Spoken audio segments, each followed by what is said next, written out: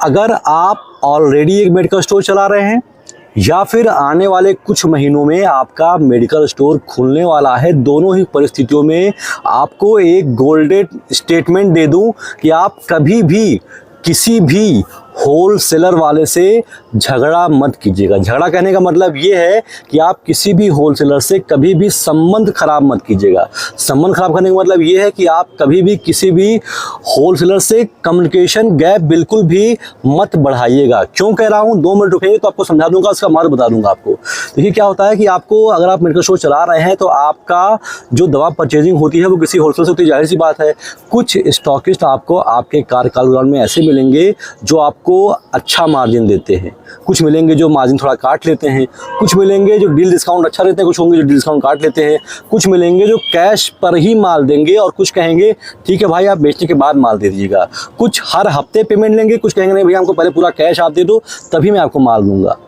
बहुत सारे लोग मिलेंगे, बहुत सारे वैरायटी के स्टॉकिस्ट मिलेंगे आपसे, लेकिन कभी भी किसी से भी झगड़ा मत कीजिएगा। क्योंकि मैं अपने पर्सनल अनुभव से बता रहा हूँ कि अगर मेरे से गलती स्टार्टिंग में हुई थी, मैं काफ़ी इगोस्टिक टाइप का इंसान हुआ करता था और कुछ लोग होते हैं स्टॉकिस्ट में जो थोड़ा सा ज़्यादा ईगो में होते हैं, उनकी बात थोड़ा सा देखने में कठोर लगती हैं। तो मैं ऐसे कई स्टॉकिस्टों जाकर के भिड़ गया कि यार तुम बात कैसे कर रहे हो, तुम्हारा बात सुनने का टोन कितना ख़राब है।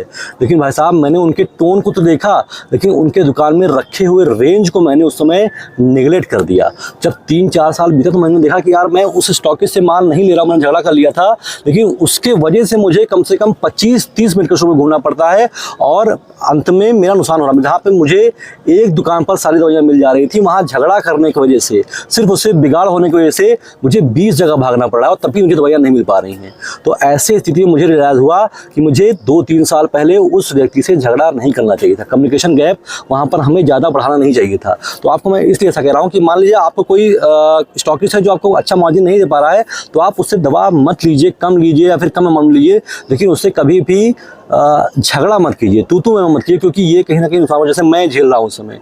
अब मैं सोच रहा हूँ कि काश अगर मैं इतना इगोस्टिक टाइप का इंसान उस समय ना होता तो मैं आज उससे काम कर रहा होता और मैंने एक फ़ोन करता, मेरी 25-30 दवाइयों की रेंज एक बार में मुझे मिल जाती। आप भी देखिएगा कि आपके शहर में कई सारे स्टॉकिस्ट होंगे जिनके पास बहुत सारी रेंज है, लेकिन साले बहुत इगोस्टिक होते हैं। मन कर रहा है कि तमाचा खींच के मार दूं, लेकिन आपको तमाचा वहाँ नहीं मारना। मैं अपने अनुभव से बोल रहा हूँ, आप उनसे बहुत मोहब्बत भी करो, जितना आप माल चाहो उतना मार लो, ना चाहो मुझसे मत लो, लेकिन संबंध कभी भी किसी से खराब मत कीजिएगा। ये एक बहुत इंपॉर्टेंट आपको मैं आज गोल्डन स्टेटमेंट दे रहा हूँ, इससे आपको बहुत ज़्यादा फायदा मिलेगा आने वाले समय में।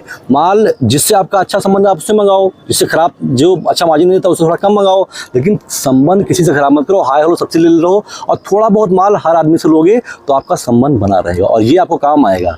तो भाई कभी भी किसी भी स्टॉकिस्ट से आपको झगड़ा नहीं करना है, आपको सबसे बना के रखना है, क्योंकि कभी भी कोई भी काम आ सकता है। हो सकता है कि आपका किसी पर बहुत ज़्यादा लोड हो गया हो, किसी से आप माल आपने 10,000 का मंगा लिया, अब आप जब तक उसको पेमेंट नहीं करोगे तब तक आपको माल नहीं देगा, तो आपके पास और सारे ऑप्शन होंगे तो आप किसी से मंगा लोगे और माल। तो यहाँ पर आपका ऑप्शन भी खुला रहेगा और जो बड़े स्टॉकिस्ट होंगे वो थोड़ा सा गुरूर उनके अंदर होता है, तो आप उनसे पंखा मत लीजिएगा।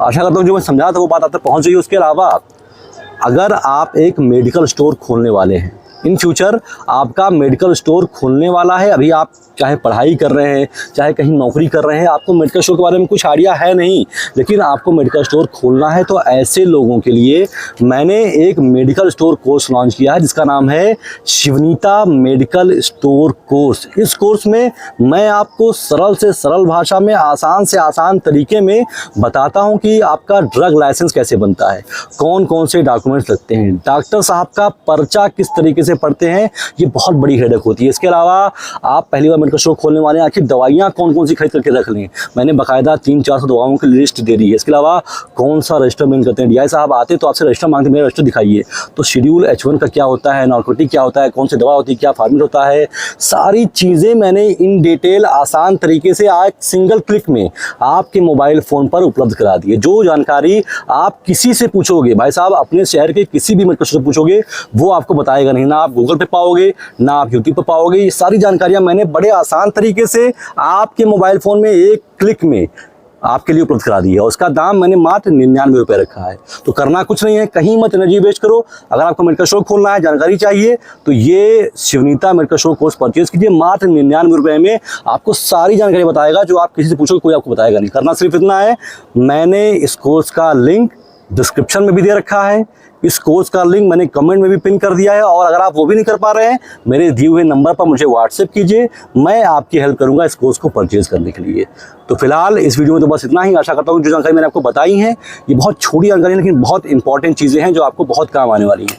तो अगर आपको वीडियो अच्छी लगी उसको लाइक करिए, ताकि मैं समझ पाऊँ कि जो वीडियो मैं बनाता हूँ वो मेरी ऑडियंस तक पहुँचती है, उनको अच्छी लगती है। और ऐसी वीडियो अगर आप और देखना चाहते हैं दवाओं के बारे में, मेडिकल स्टोर के बारे में, तो इस चैनल को सब्सक्राइब भी करिए। फिलहाल अभी तक मेरे साथ इतने धैर्य से बने रहने के लिए आप सभी का बहुत बहुत शुक्रिया।